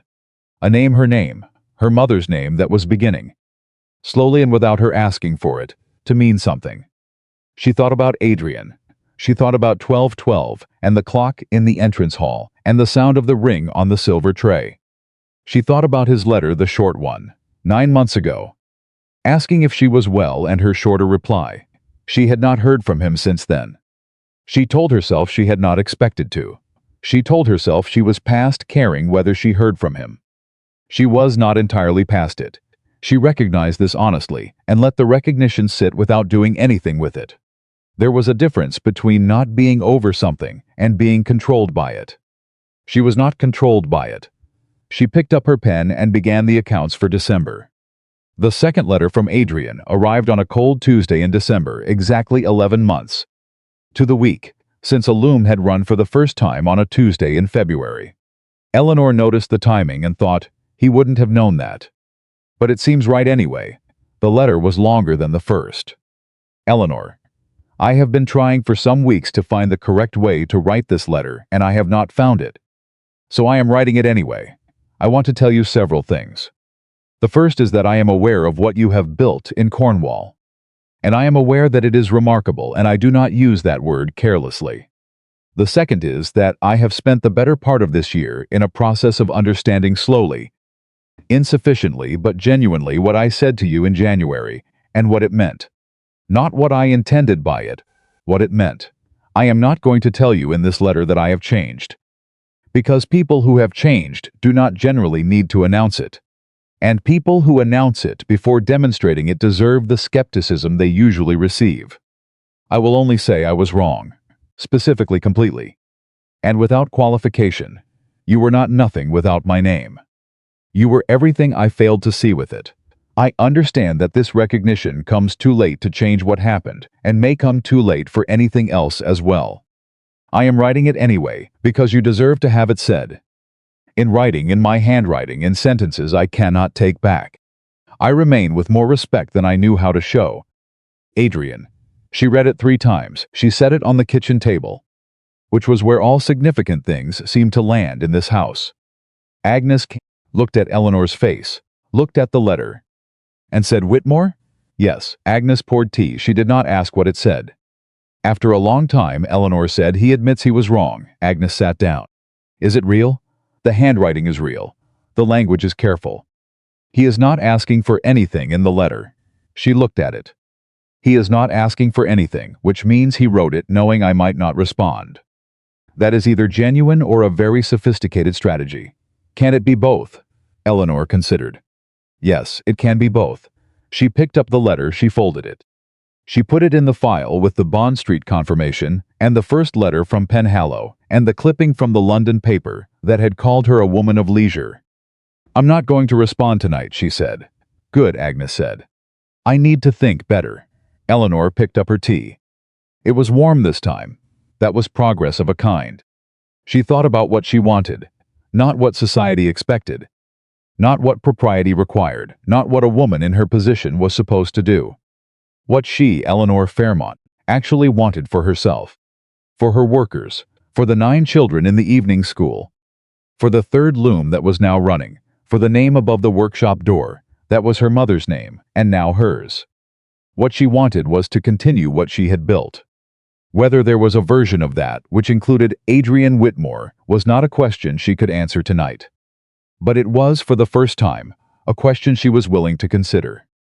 And that itself was something, not forgiveness, not reconciliation, Not an ending or a beginning, but a door she had not previously been prepared to look at. She looked at it. She went back to the accounts, outside.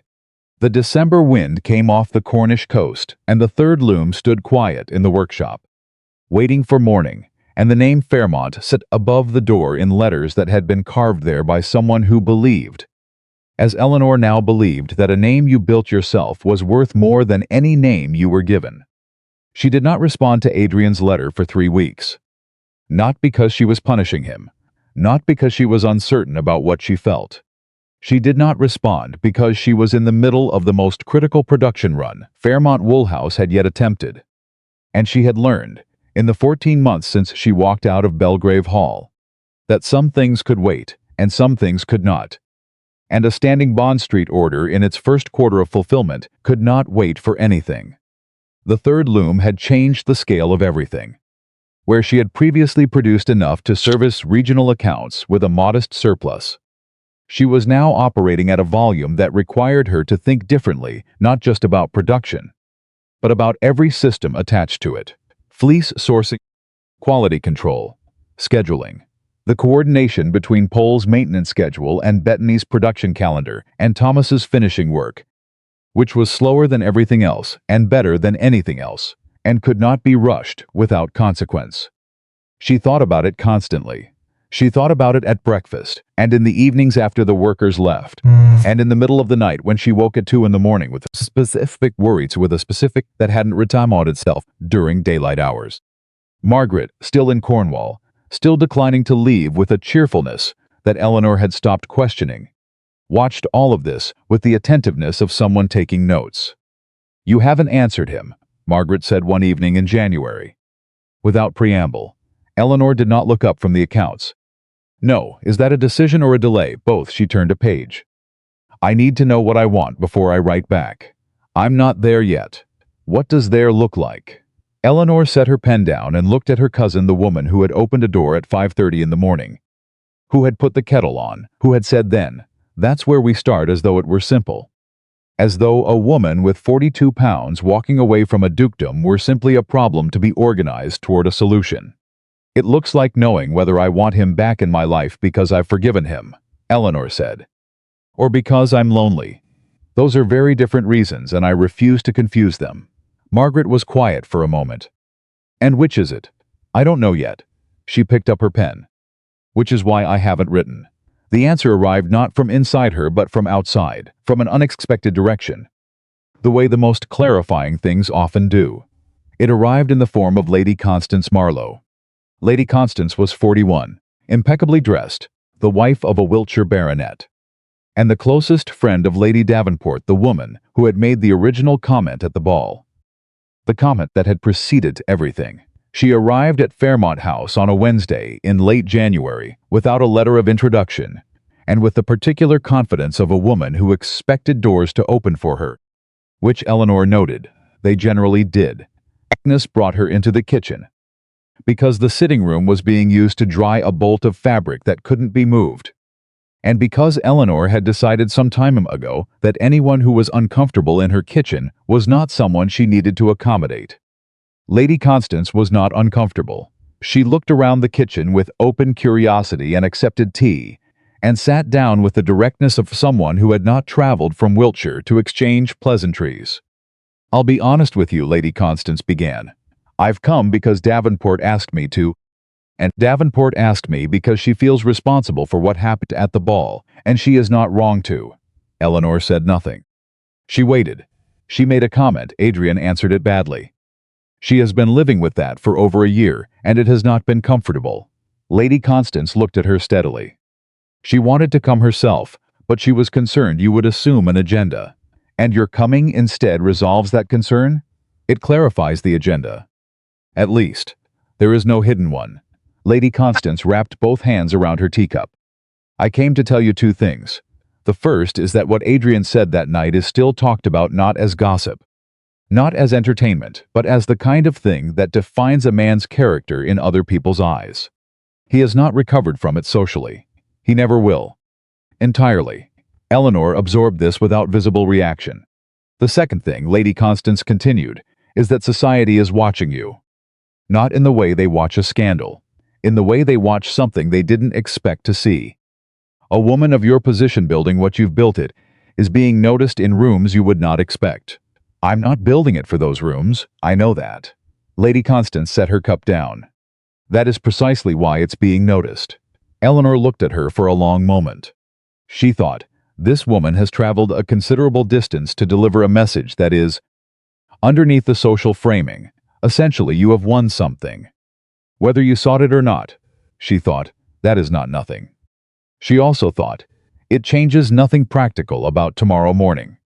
Thank you for coming, Eleanor said, and please thank Lady Davenport. She is not responsible for what her comment prompted. She knows that. She is responsible for making it, which is different, yes. Eleanor paused. That distinction matters, Lady Constance stood. At the door she turned and said one more thing. He's changed. You know, Adrian, I've known him since we were children, and I can see the difference. I'm not telling you to go back. I'm telling you the man who wrote to you is not entirely the same man who spoke in that ballroom. She met Eleanor's eyes. What you do with that is entirely your own business. She left. Agnes came back into the kitchen approximately 30 seconds after the sound of the carriage faded. How much of that did you hear? Eleanor asked. All of it, Agnes said. Without apology. Eleanor looked at the table. She thought for a moment. Make another pot, she said, and sit down. I need to think out loud, and you're the only one who doesn't tell me what I should feel. Agnes made another pot. She sat down. Eleanor talked for an hour. Agnes listened. And at the end of it, Eleanor knew what she wanted, not perfectly. Not without qualification, but enough to write the letter. She wrote it that evening, 6 paragraphs. She crossed out 4 complete drafts before she arrived at something that sounded like herself, rather than like the version of herself she thought a letter to a duke ought to sound like. The final version said, Adrian, I have read your letter several times. I am not going to tell you it meant nothing, because it meant something.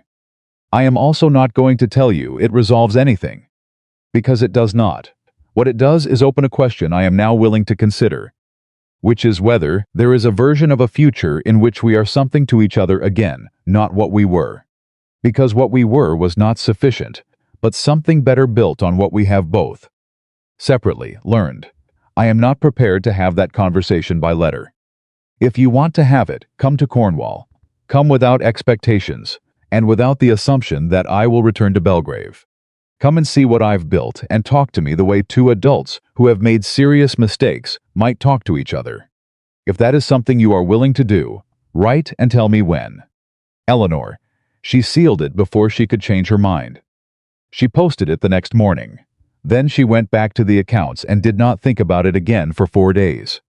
Which was not the same as not feeling it, but was a reasonable approximation. The strike began in February. Not at Fairmont, at Bellgrave. The news reached Cornwall through Penhallow, whose cousin worked in the village nearest the Bellgrave estate, and wrote to him with the kind of detailed local intelligence that flows freely through agricultural communities where everyone knows everyone's business.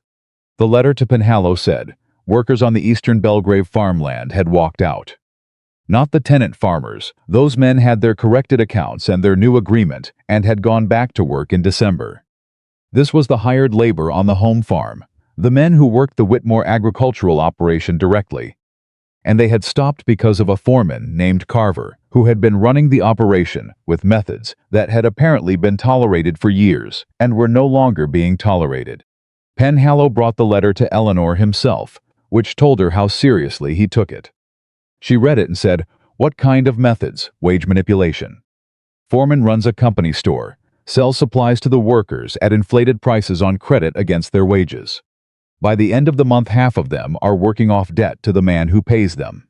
Penhallow's voice was flat with contempt. Old practice, been used for decades in agricultural labor. Technically permissible, completely indefensible. Eleanor had gone still. How long? Best estimate at least 4 years. Possibly 6. She looked at the letter. She thought about the tenant farmers and the water rights and the harvest share, accounting the problems she had inadvertently helped them address. She thought about the women at the farmhouse who had told her about their husbands' troubles.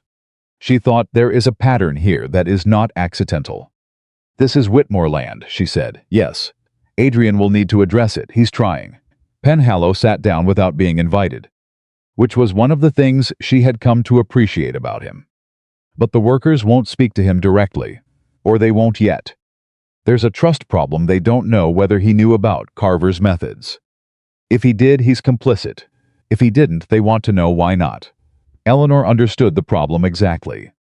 She also understood something else, something she did not want to feel but felt anyway. Because she had not yet lost the capacity to care about people, even when caring about them was inconvenient. Those workers had families. The company store debt meant some of them had not been keeping up with rent, had been surviving in the narrow margin between what they earned and what Carver extracted. For years, that was not an abstract problem. That was people's lives. She told herself it was not her problem. She was not the Duchess of Bellgrave. She had not been the Duchess of Bellgrave for 14 months. She told herself this for approximately 6 hours. Then she wrote to Adrian. The letter was short. It said, "I have heard about the situation with Carver and the home farm walkers. I am coming not for you, not for Bellgrave, but because there are people in that situation who need someone to speak to who is not connected to the estate's authority structure. I intend to listen and to help them organize their grievance in a form that can be formally addressed. I am not asking your permission. I am informing you as a courtesy. Eleanor." She posted it and told Agnes she was going to Wiltshire. Agnes looked at her for a long time. "How do you feel about that?" "Complicated." Eleanor picked up her traveling bag. "I'm doing it anyway." Agnes reached into her pocket and produced a small folded piece of paper. She held it out. Eleanor took it and unfolded it. It was a list of names in Agnes's handwriting, the names of several of the Bellgrave home farm workers' wives. Women Agnes apparently knew through connections Eleanor had not been aware of. "Talk to them first," Agnes said, "before you talk to the men. The women know more and they'll tell you the truth faster." Eleanor looked at her. "How do you know these women?" "Because I have lived in this cutie for 60 years and I have been paying attention." Agnes turned back to the kitchen. "Wipe your feet when you get there." She arrived in Wiltshire on a Thursday. She did not go to Bellgrave Hall. She went to the village.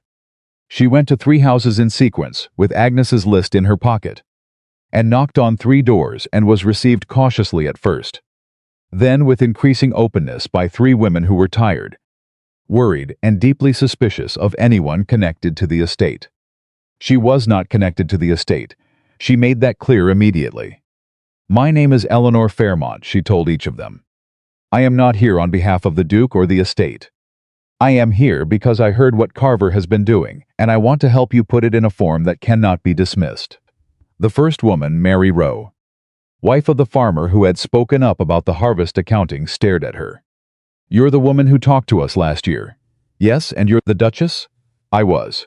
Eleanor sat down without being asked, because she had learned that sitting down said, "I am staying. I am listening in a way that standing in a doorway never could. I am not now. I haven't been for over a year. What I am now is someone who runs a wool operation in Cornwall and knows exactly what it looks like when workers are being systematically cheated." Mary Rowe sat down opposite her. Her hands were folded on the table in a way that suggested she was holding herself together through deliberate effort. "He takes 11% off the top every pay period. Says it's for supplies. Half the time the supplies never appear. Do you have any documentation? Any records of what was charged against wages? My husband kept a log.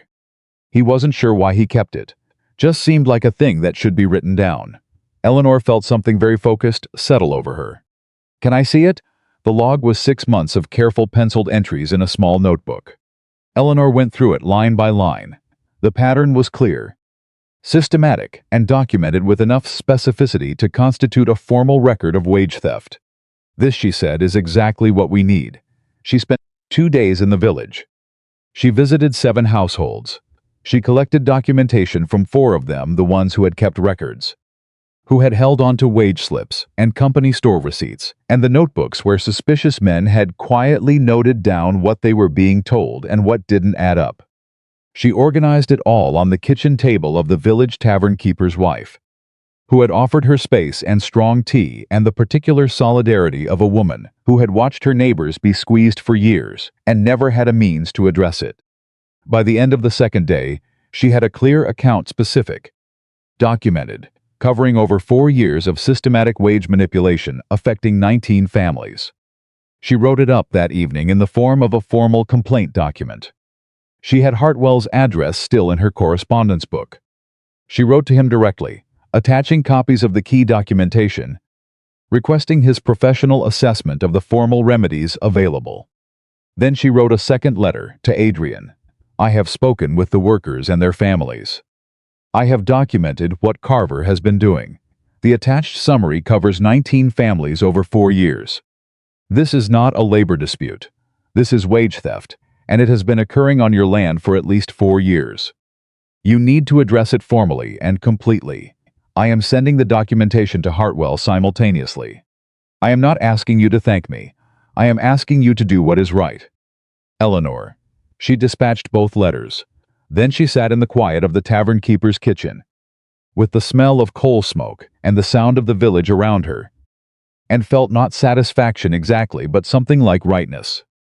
The particular feeling of having done the thing that needed doing, without drama, without performance, without waiting for someone else to do it first. She thought about Carver. She thought about 19 families eating into their savings and their dignity for 4 years because a man in a position of small authority had chosen to exploit it, and no one had been looking closely enough to catch it. She thought, someone should have been looking. She thought, I am looking now. Adrian received both letters the same morning. He read Eleanor's first, then Hartwell's assessment, then the documentation she had sent. He went through every page. He put it down. He picked it up and went through it again. Then he called Dobbins and told him to have Carver's employment records on his desk within the hour. Within an hour and a half, the picture was complete. Carver had been on the Bellgrave payroll for 6 years. The wage manipulation had, as Eleanor's documentation showed, begun within the first 2. It had never been caught because no one had audited the home farm accounts at the level of detail required to see it. Because the home farm was considered a minor operation compared to the broader estate. And because Carver had been efficient and quiet and had kept his methods invisible to anyone who wasn't looking from below. Adrian stood in his study and looked at the documentation and felt the weight of it in a very specific place, not guilt exactly, though guilt was present, but something older and harder. Responsibility, the full, undeflectable weight of being the person in whose name this had happened. He had not known about Carver. He knew that, and it was true. But not knowing was not the same as being absolved. He had not been looking. He had managed this estate by authority and assumption, and the confidence of a man who believed that, because things appeared to be running smoothly, they were. He had believed the same of his household. He had believed the same of his marriage.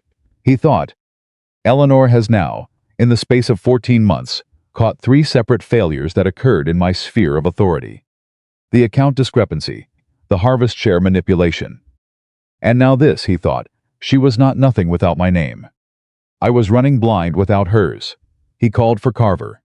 The confrontation with Carver was short and did not go the way Carver had expected, which was perhaps because Carver had expected a duke who would be embarrassed by the situation and would therefore minimize it.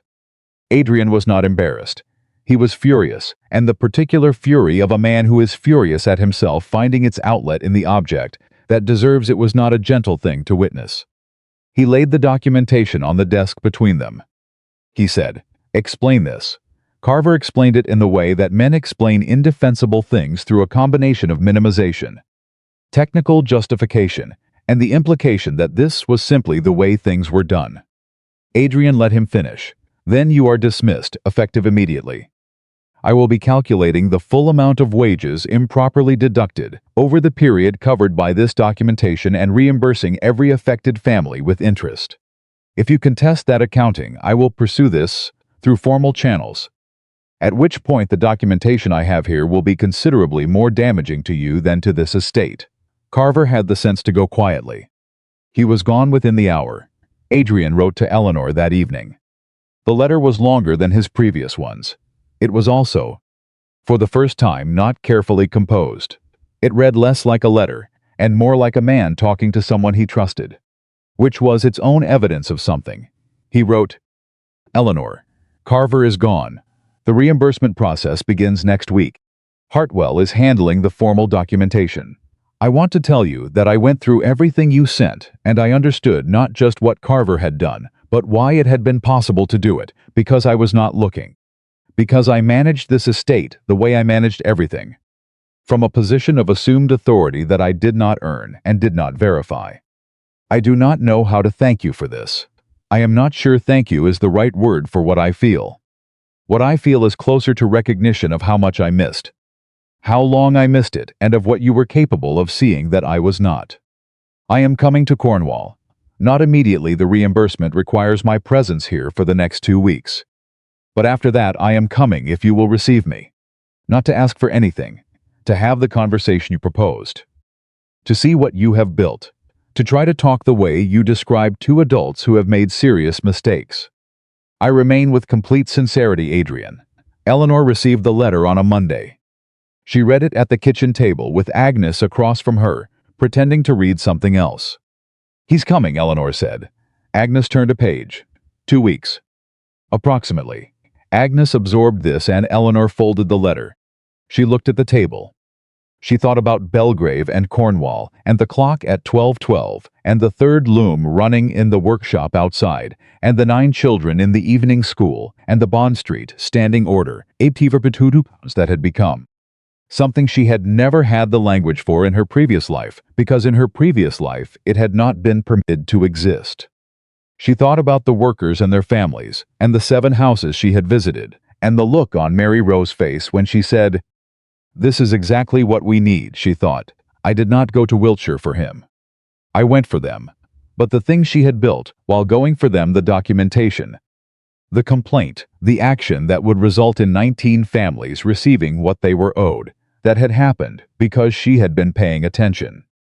Because she had always been paying attention. Because that was who she was. With or without a name attached. With or without a title. With or without a man who understood her value or failed to. She thought, I am not going back to Bellgrave, that much is fixed. She thought, but I am willing to see who he has become. Tell Pole the roof above the drawing room needs looking at before February ends, she said. Standing. And I want to go over the spring production schedule this afternoon. Agnes looked up. That's your answer? No, Eleanor picked up her pen. That's my morning. My answer will be ready when he gets here. She went back to work. The third loom ran in the workshop. The children came in the evening. The accounts balanced. And the name above the door, the name she had not been given but had built, had chosen, had made mean something in the 14 months since she set a diamond ring on a silver tray and walked into the cold, stood in the winter light, like something that had always been there and always would be. It was not Adrian's name. It was not borrowed, not dependent, not conditional on anyone else's continued approval. It was hers, and in 2 weeks, the man who had once told her she was nothing without his would come to Cornwall and stand in front of what she had built with it. She intended to be ready. Adrian Whitmore arrived in Cornwall on a Tuesday morning in late February, exactly 1 year. Almost to the day, since the first loom had run. Eleanor did not know whether he had chosen the timing deliberately. She suspected he hadn't. She suspected it was simply the earliest he could manage, after the Carver situation was fully resolved. After the reimbursement process was underway, after the 19 families had received formal acknowledgement and documented repayment schedules that Hartwell had drawn up and Adrian had signed. She knew all of this because Hartwell had written to her directly at her request, confirming that the process had been completed correctly. She had not taken Adrian's word for it. She had verified independently. That was not distrust exactly. That was simply who she had become. A woman who checked her own numbers and did not rely on anyone else's accounting of things that mattered. Agnes told her the carriage was on the lane when she was in the middle of reviewing the spring production schedule with Bettany.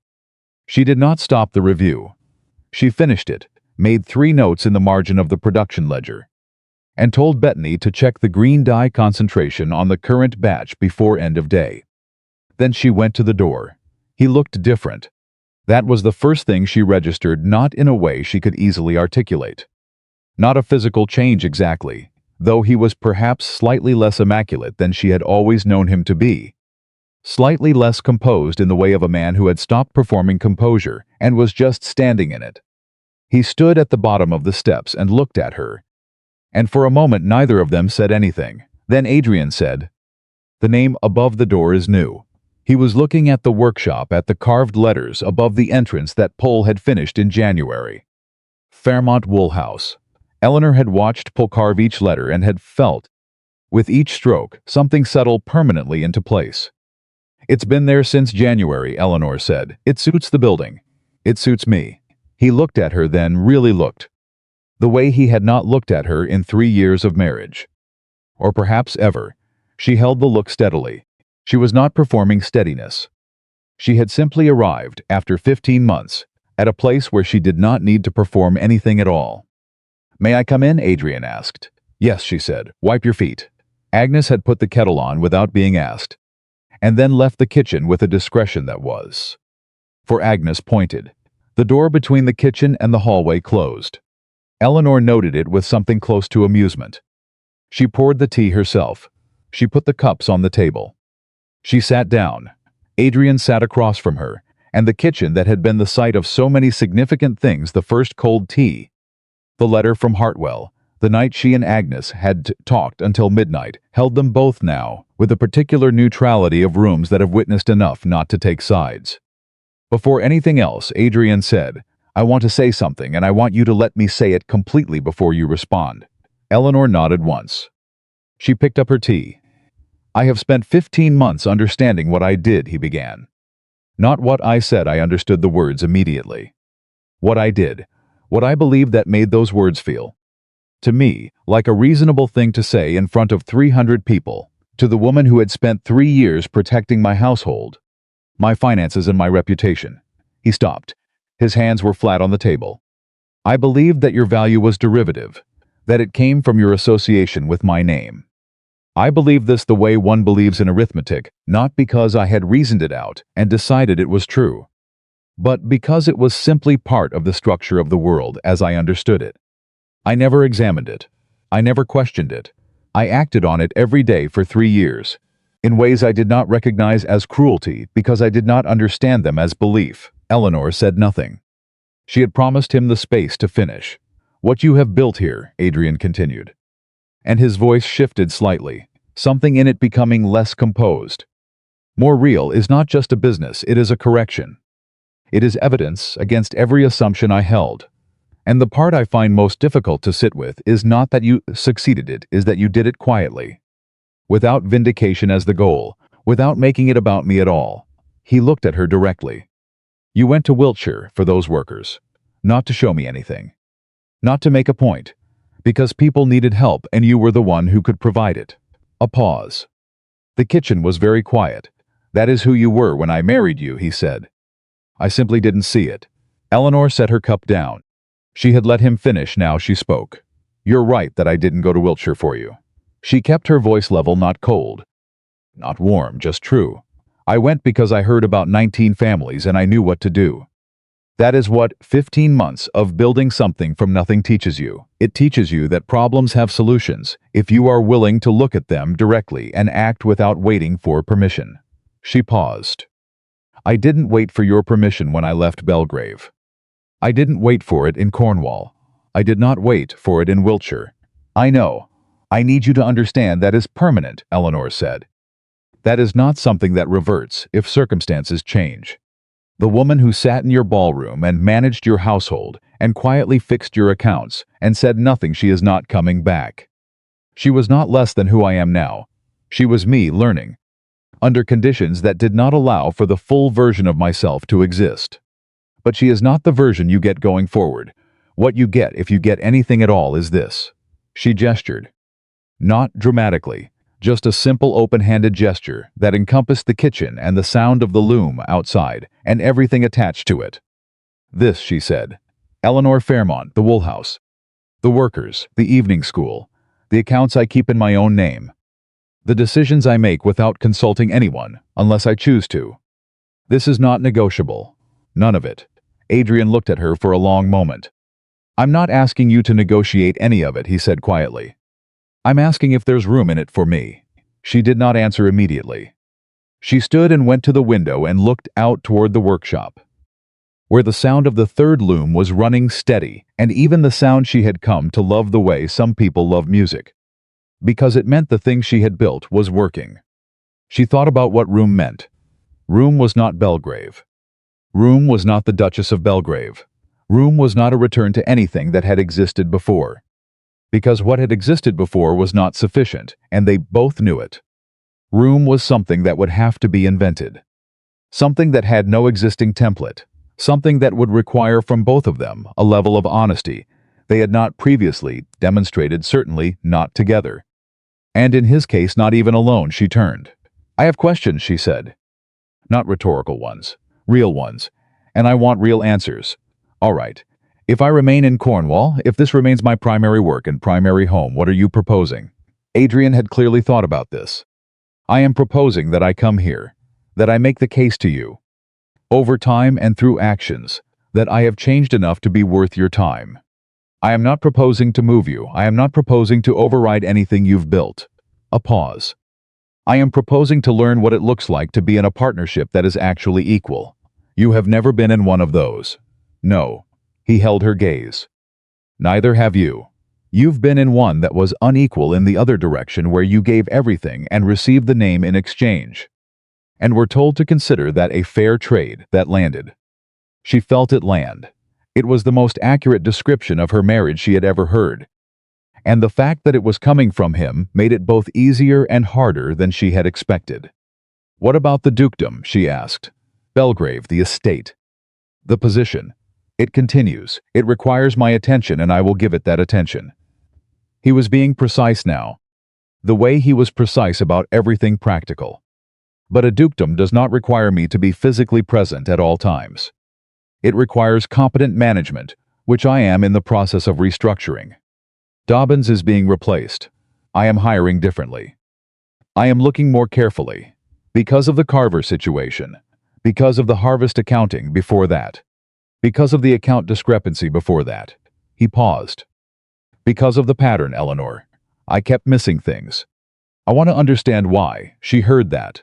She heard it particularly, not the content of it, but the shape of it. The fact that he was asking the question about himself, rather than explaining away the answer. She said, you missed things because you trusted authority over evidence. You trusted that if things appeared to be running, they were running correctly. You trusted that the people beneath you were doing their jobs, because the alternative that they weren't. And that you had missed it was uncomfortable to consider. He was quiet. She could see him absorbing it. That is not only true of estates, she added. No, he said, it's not only true of estates. She took him to the workshop. Not to impress him, not to demonstrate anything. She took him because the workshop was the center of what she had built, and she was not going to have a real conversation with him while keeping the most real thing in her life out of his sight. He walked in and stopped. The 3 looms were running. Bettany was at the first one. Cadan was managing the third. Thomas was at the finishing table in the back, his hands moving with the slowness that meant he was doing the most careful work. The air had the smell of lanolin and warm wool and mechanical effort. Pole came through from the maintenance bay and saw Adrian and stopped in the way that a large man stops when he encounters something unexpected, not a confrontation. Just a full pause to assess. Eleanor said, Pole, this is Adrian Whitmore. Pole looked at him steadily. He said, I know who he is, a beat. Adrian looked at him without flinching. I imagine you do, Adrian said. Pole held the look for another moment. Then he nodded a single unornamented acknowledgement and went back to the maintenance bay. Eleanor watched the exchange and felt something in her chest that was close to, but not quite pride, not in Adrian for surviving it. In herself for having built something where that exchange was possible, where Pole could look a duke in the eye and offer nothing more than he felt the man had earned. She showed Adrian the looms. She showed him the production schedule. She showed him the accounts, her own, her real ones. The ones that showed 14 months of work from £42 to a Bond Street standing order and 3 functioning looms and 6 workers. She showed him the ledger the way she had shown Penhallow the first time, without overselling, without concealing the risks, because she had long ago stopped managing people's perceptions of her operation and started simply showing them the truth of it. Adrian went through the accounts with the focus of a man who understood accounts, which he did. She had never doubted his intelligence and did not say anything for a long time. Then you turned this around in 14 months. Yes, with £42, and a name 4 centuries old. She said it the way she had thought it. That first night in the carriage, I wanted to know if that was enough. And was it? She looked at him. What do you think? He looked at the running looms. He looked at the accounts. He looked at Thomas's careful hands at the finishing table. At Bettany, who had not glanced up once from her work. At the name carved above the door, visible through the open entrance. I think, Adrian said carefully, that I owe you the most significant apology of my life. And I think that an apology is not the same as a correction. And a correction is not the same as a changed belief. And a changed belief is not the same as a changed man. He looked at her. I also think I am trying to be that last thing, the changed man. I have no proof of it yet that would satisfy a reasonable observer. What I have is a year of evidence that I am at least willing to look at myself differently. Eleanor said, That is more than you had 15 months ago. Yes. It is not enough on its own, I know. She looked at him for a long moment. She thought about the question she had asked herself at the kitchen table, whether she wanted him back because she had forgiven him or because she was lonely. She had her answer now. It had been forming across the morning, across the tea and the workshop, and the accounts, across the look Pole had given him, and the way Adrian had held it. She was not lonely. She had not been lonely in a very long time. She had Agnes and Margaret and Bettany and Thomas and Cadan and Pole and 9 children on Tuesday and Thursday evenings, and Penhallow's dry humor over fleece deliveries, and a workshop full of sound and purpose, and a name above the door that meant something because she had made it mean something. She was not lonely, she was full, in the way that a life built by one's own hands and choices is full. She wanted him back, or rather she wanted the possibility of something new with him, because she had read his letter and watched him in the workshop and heard him say, I am trying to be a changed man, without the defensive explanation that would have followed such a statement 15 months ago. That was the difference, not perfection, not arrival. Trying without the insistence that trying already constituted success. There are conditions, she said. I expected there would be. I do not move to Bellgrave. This remains my home and my work. Agreed. Fairmont Woolhouse remains entirely mine legally. Operationally, in every decision. You have no authority here. Agreed. The evening school becomes formal. I want a proper charter, proper funding, a real structure. I want it to last beyond me. She paused. I will need legal support for that. Not your money, your access. The connections. The ability to make the right conversations happen. Adrian looked at her. Something in his expression shifted, not surprise, but something that was almost wonder, the look of a man seeing the full size of something he had previously seen only the edge of. Agreed, he said, unconditionally. If you come here, when you come here, you come as my guest in my home. Not as my husband arriving at his wife's establishment. As a man visiting a woman he is trying to earn back. A pause. That one landed differently, she could see it. The social structures of 15 years pushing back against the sentence. Against the reality of what it meant for a duke to be a guest in a cottage in Cornwall. He held it. He did not push back. Agreed, he said. And then, more quietly, Eleanor. I want to ask you something. Asked the night of the ball. The clock at 12:12, he stopped, started again. What was the last thought you had before you took the ring off? She had not expected that question. She had not expected him to know to ask it. She thought about it, honestly, not the performed version. Not the version she had told herself in the carriage that night. But the actual last thought, the one she had never said aloud to anyone. I thought he believes this, she said. Not that he was performing it. Not that he was cruel. That he genuinely believed it. And if he genuinely believed it, there was nothing I could say in that room that would change it.